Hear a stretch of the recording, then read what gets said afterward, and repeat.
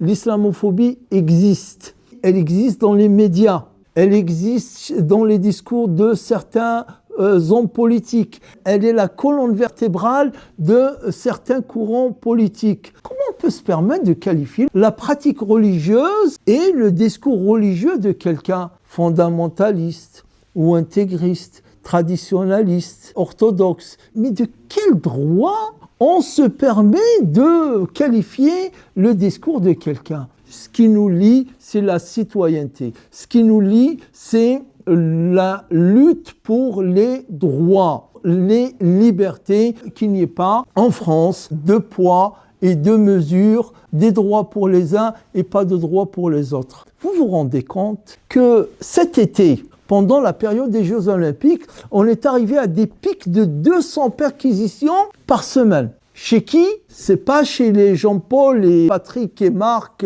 chez les Mohamed et les Ahmed, etc. C'est pas normal.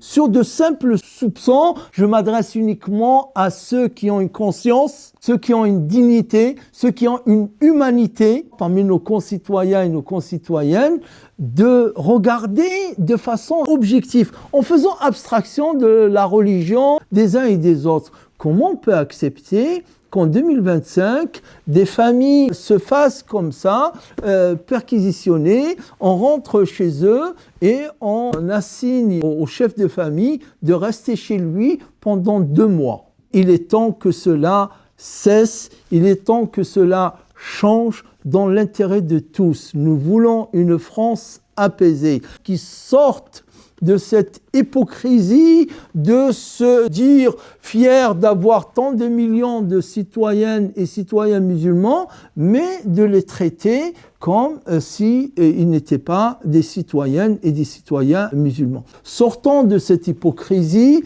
sortons de cette islamophobie et construisons une France apaisée, comme le disent les grandes valeurs et principes, liberté, égalité et fraternité pour tous.